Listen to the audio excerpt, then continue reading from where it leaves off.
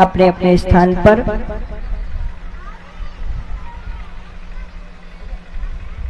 बहुत कां कायचरम गुणवद्धाम अमृष्टम तथा पेयमुत्वा विप्र कन्याम ग्रामान समृद्धं स्तुर्गान गजानवा रथांग तथारहत्तम संप्रतीक्षो। मैं आपको बहुत सारी पृथ्वी दे डालूं। वामन भगवान ने कहा, नहीं राजन, हम मांगने नहीं आए, हम केवल आपकी यज्ञशाला के दर्शन करने आए हैं। भगवान, बहुत सारा सोना दान में दे दूं? अभी अभी मैंने एक बड़ा सुंदर महल बनाया है, भवन बनाया है, आप कहें तो वो दे दूं? सारी सुख सुविधाओं से युक्त है, कोई कमी नहीं है। वामन भगवान बोले, नहीं,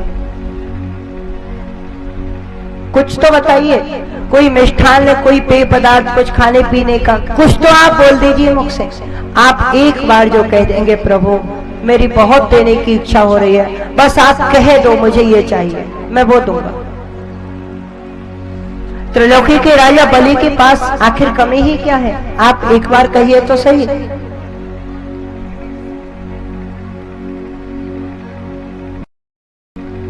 नहीं, भगवान ने कहा, भैया हम मांगने नहीं आए, आए तो थे मांगने ही।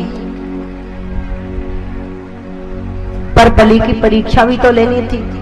देने की इच्छा है कि नहीं? देने की इच्छा है तो बहुत मना करने पर भी प्यार से दे देगा, और नहीं इच्छा होगी तो फिर जबरदस्ती ले जाना पड़ेगा। लेने तो आए ही थे, राजी राजी नहीं, गैर राजी।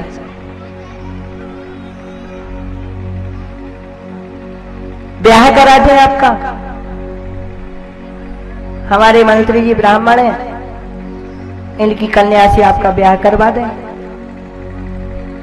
भगवान बोले, नहीं, विवाह की भी इच्छा नहीं है। कुछ तो बताइए, मैं रथ आपको क्या दान कहेंगे? भगवान ने पहले कुल की परंपरा की प्रशंसा करी। राजन, तुम ऐसा नहीं बोलोगे तो कौन बोलेगा? अरे तुम्हारा तो उस कुल में जन्म हुआ है जिस कुल में दान की कोई सीमा नहीं। तुम्हारे पिता विरोचन, बताओ, अपनी आयु ही दान में दे दी। तुम्हारे पिता में प्रहलाद, उनका तो कहना ही क्या, वो तो भक्ता नाम शिरोमणि, भक्तों में सुमेरु थी, सुमेरु। और तुम्हारे प्रपिता में हिरण्यकश्यप, हिरण्याक्ष। हिरण्यकश्यप से बड़ा कोई दानी हो सकता है? बताओ। भगवान ने कथा सुनाई, बोले हिरण्यकश्यप तुम्हारी जब प्रपिता में थे, इतने वरदान मांगे कि भगवान विष्णु का मारना असंभव हो गया। अपने भक्तों को जब विष्णु ने वचन दे दिया, चिंता मत करो, राक्षस मर जाएगा, हिरण्यकश्यप को मैं मार दूंगा, तो शेर का सा मुंह बना करके विष्णु आया, कपटी। वामन भगवान कह रहे हैं, कपट करके वो विष्णु आया तुम्हारी प्रपितामह को मारने के लिए, लेकिन तुम्हारे प्रपितामह कहां डरने वाले थे? ऐसी लड़ाई करी, ऐसी लड़ाई करी, भागा बेचारा डर के मारे। अरे रूप बदल लेने से कोई सियार शेर थोड़ी बन जाता है। विष्णु रूप बदल के आया लेकिन कुछ नहीं कर पाया। तुम्हारे प्रपितामह के एक महल के कोने में जाकर के छिप गया। तुम्हारी जब प्रपितामह हिरण्यकश्यप ने उसको ढूंढा तो विष्णु ने हाथ जोड़ लिए, कहा महाराज मेरी रक्षा करें, मैं आपकी शरण में हूं। तुम्हारे प्रपितामह ने पूछा हिरण्यकश्यप ने, बताओ विष्णु मैं तुम पर खुश हूं, क्या चाहते हो? जो मांगोगे दूंगा। विष्णु ने कहा महाराज बड़ी गलती हो गई, मैं अपने भक्तों को वचन दे चुका हूं आपके प्राणों का, आप बुरा ना माने तो अपने प्राण दे दे। तो तुम्हारे प्रपितामह ने अपनी नाखूनों से अपनी छाती चीरी, प्राण निकाल के दे दिए, ले जा। तुम भी क्या सोचो, किसी दानी से पाला पड़ा था, अपने प्राण ही निकाल के दे दिए। तो ऐसे कुल में तुम्हारा जन्म हुआ है, तुम दान की बात नहीं करोगे तो फिर कैसे पता चलेगा तुम्हारा कुल ऐसा है? परंपरा की प्रशंसा करती बलि बड़े खुश हुए, हालांकि झूठी प्रशंसा करी थी। बलि भी दिल से खुश नहीं हुए, ऊपर से खुश हुए। क्योंकि छोटे से बच्चे ने न जाने कहां से कहानी रट ली और आके सुना दी। और तो आवाज प्रभु की इतनी मीठी थी कि वो झूठी कहानी भी अच्छी लगी, सच्ची लगी। खैर वामन भगवान से कहा, भगवान आप जो चाहे मांगे। भगवान ने कहा वैसे तो भैया मैं मांगने नहीं आया था, पर आप नहीं मानते हो तो ठीक है, 3 पग भूमि दान का मुझे वचन और संकल्प दे दो। बोले मैं वचन लेता हूं 3 पग भूमि दूंगा। बोले वचन से काम नहीं चलेगा, संकल्प करो। संकल्प के लिए विंध्यावली को जल लेने भेजा। गुरु शुक्राचार्य जी के मन में संकेत किया भगवान ने। शुक्राचार्य जी ने बलि को बुलाया, राजन आप जानते हो ये कौन है? एष वैरोचने साक्षात भगवान। इन्होंने श्री शुक्राचार्य जी ने बताया इनको, भगवान विष्णु रव्ययः कश्यपाद दितिर्जातो देवानां कार्य साधकः।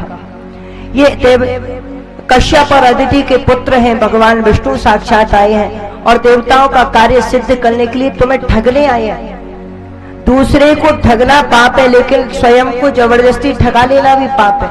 अरे तुमको पता चल गया ये विष्णु है, ठगने आया है, वचन भंग कर दो। कह दो हमने कोई वचन नहीं दिया, जाओ यहां से। कपट करते हो, छल करते हो।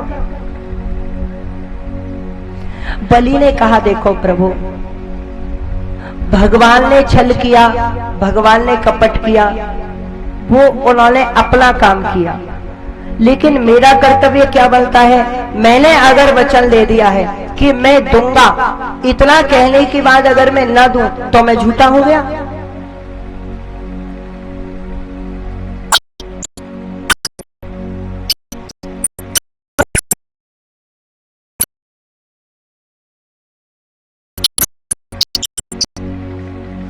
गुरु जी को बड़ा बुरा लगा, हम कोई उपदेश देने चला। गुरु जी ने झटपट एक श्लोक बना के बोल दिया, भैया देखो कुछ जगह ऐसी होती हैं जहां पर झूठ बोलने से कोई जगत में निंदा नहीं होती है। स्त्री शु नर्म, घर वाली से मजाक करते समय विवाह में झूठ बोल दो, है ना। वृत्त्यर्थे तुम्हारी वृत्ति जा रही हो, संपत्ति जा रही हो, एक झूठ बोलने से बच जाए, बचा जाए। प्राण संकट है, प्राण संकट में हो, झूठ बोलने से प्राण बच रहे हैं तो बचा लो। क्यों बचा ले? बोले क्योंकि शरीर माध्यम खलु धर्म साधनम। शरीर रहेगा तो आप प्रायश्चित भी कर लेंगे। गौ ब्राह्मण की हत्या हो रही हो और अगर एक झूठ बोलने से बच रही हो, बोल दो झूठ। बलि ने कहा नहीं गुरुदेव, झूठ तो झूठ ही होता है, चाहे मजाक में बोला जाए, चाहे मजबूरी में बोला जाए। कोई भी कर्म अपना फल अवश्य देता है। कर्म के फल में भगवान कारण नहीं देखते हैं, चाहे वो अच्छा हो चाहे वो बुरा हो। आप लोगों ने एक कथा सुनी होगी, बड़ी प्रसिद्ध है संसार में। एक कोई शिकारी था, चोर था। वो चोर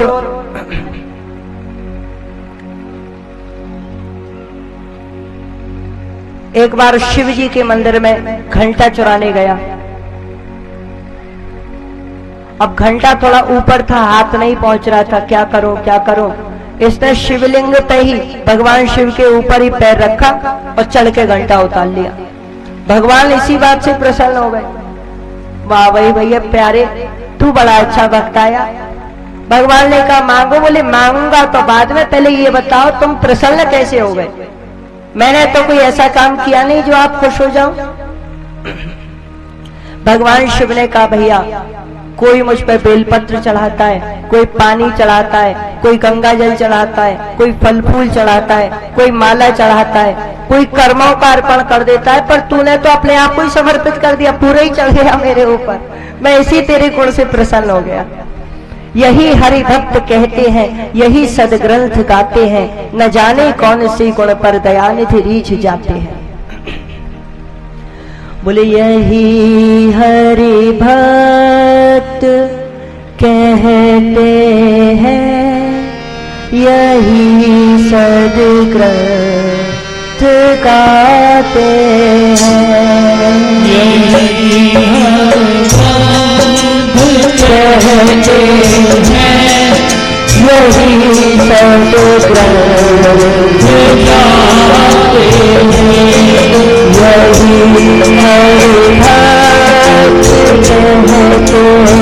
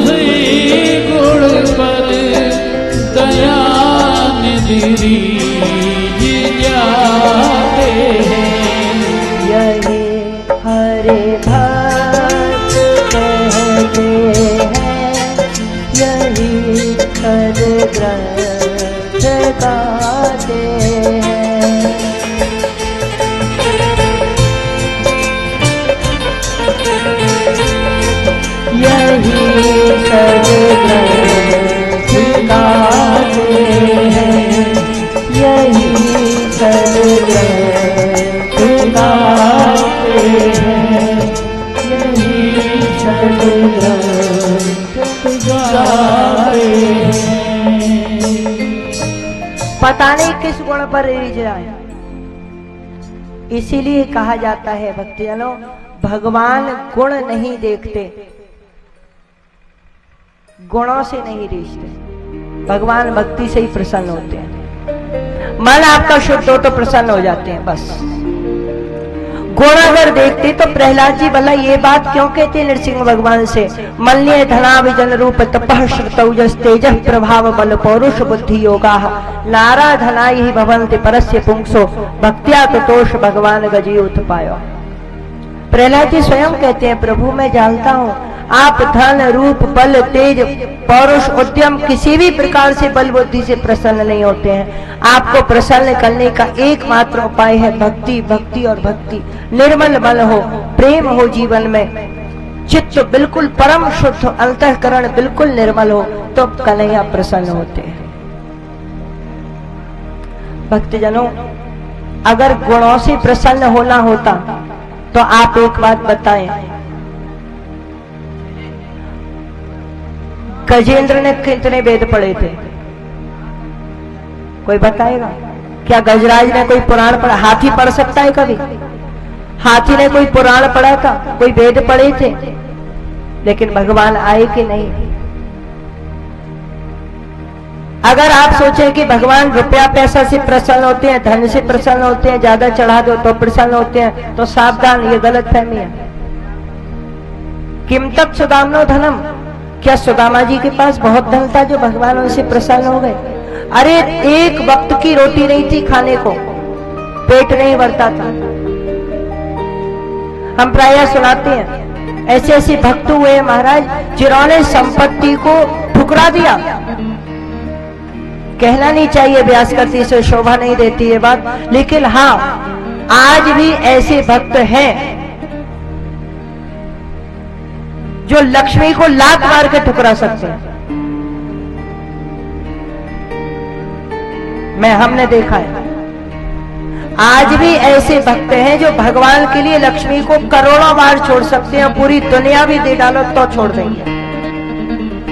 लक्ष्मी क्या है? लक्ष्मी कुछ नहीं है।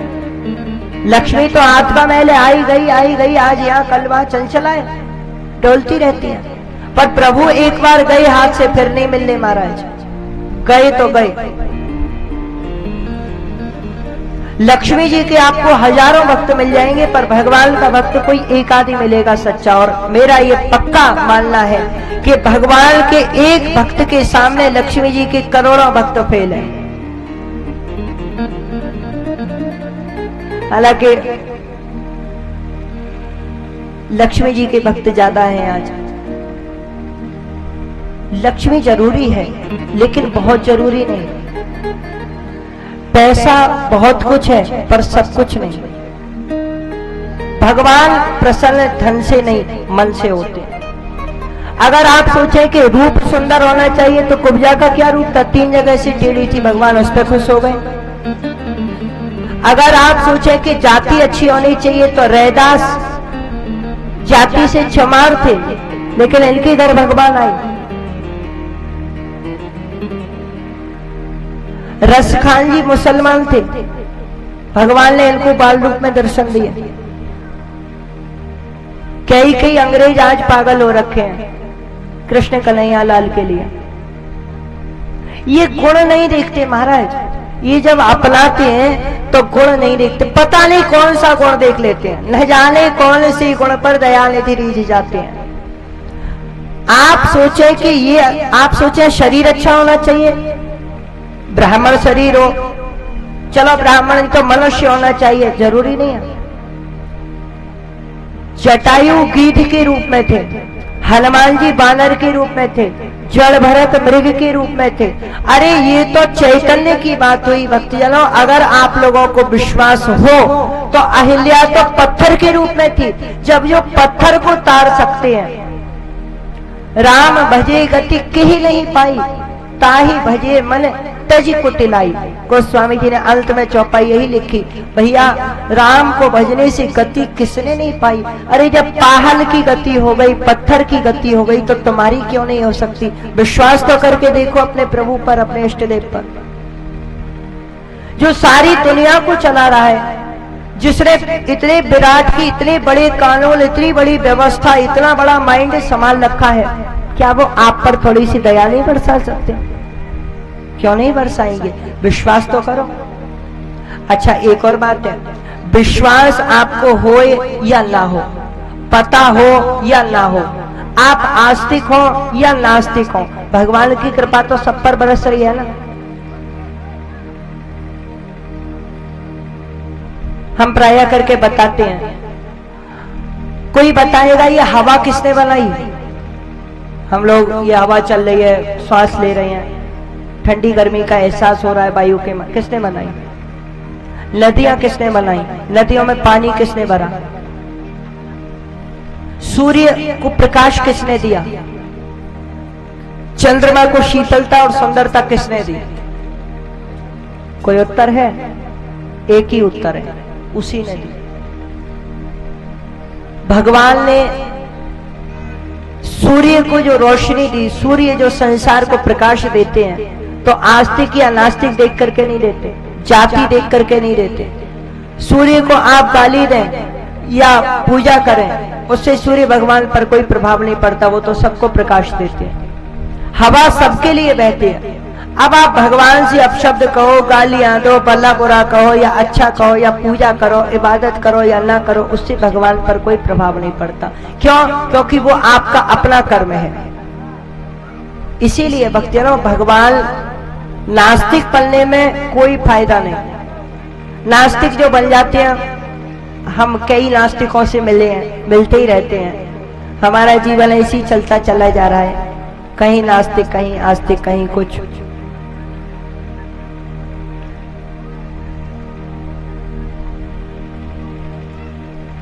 मानो भले ही मत, जान तो लो। बहुत से लोग जान नहीं पाते पर मान लेते हैं, और कुछ ऐसे होते हैं दो गुण विशेष। एक लड़की थी, उसके माता पिता ने कहा बेटी शादी करो, बताओ कैसा वर चाहिए, कैसा दूल्हा चाहिए। कन्या ने कहा पिताजी ऐसा वर चाहिए जिसमें 2 गुण मुझसे ज्यादा हो, ऐसा वर चाहिए, ऐसा दूल्हा चाहिए जिसमें 2 गुण मुझसे ज्यादा हो। अब भैया बड़ी कुंडलियां मिलाई, बड़े बड़े लड़के फेल हो गए, 2 गुण ज्यादा किसी में नहीं निकले। बहुत समय हो गया, 1-2 साल हो गए, प्रयास बहुत किया गया, कहीं वर ही नहीं मिला, दूल्हा ही नहीं मिला ऐसा जिसमें 2 गुण ज्यादा हो। एक पास के गांव का लड़का था, वो समझ गया रहस्य क्या है। उसने पंडित जी को पटाया, कुंडली मिलवाई, 2 गुण ज्यादा निकल गए, उसी से शादी हो गई। अब शादी होने के बाद वर और वधू, दूल्हा और दुल्हन एक साथ बैठे थे झूले पे, तो वो कन्या की इच्छा हुई मैं जानूं तो सही, इसमें वो 2 गुण कौन सी ज्यादा है। तो उसने बड़े प्यार से पूछा, बोले आप एक बात बताइए, मैंने सोचा था मैं उसी से शादी करूंगी जिसमें 2 गुण ज्यादा होंगे, आप कृपा करके बताएंगे आप में 2 गुण कौन से ज्यादा है? हाँ हाँ बोला, क्यों नहीं, कौन से हैं 2 गुण? बोले भैया सुन ले लाली, एक तो मैं कछु जानत ना हूं, एक काऊ की मानत ना हूं। एक तो मैं कुछ जानता नहीं हूं, दूसरा किसी की मानता नहीं हूं, ये 2 गुण विशेष है। उसने माथा पीट लिया, ये भगवान, मैं जो चाह रही थी सूर्य, निकल आया जुगनू। कुछ लोग ऐसे 2 गुण विशेष होते हैं, न जानते न जानना चाहते। तो अगर आप लोग जानना चाहते हैं, अगर आप विश्वास करना चाहते हैं तो कर लो, अभी कर लो, फिर समय नहीं है। सबसे अच्छा दिन कौन सा है? आज। सबसे अच्छा समय कौन सा है? अभी। सबसे अच्छा समय है अभी, वक्त है अभी, नहीं तो जीवन निकल गया तो जीने का ढंग आया, जब शम्मा बुझ गई तो महफिल में रंग आया, फिर बाद में कुछ नहीं रह जाता महाराज। जो करना है आज करो, अभी करो। सबसे अच्छी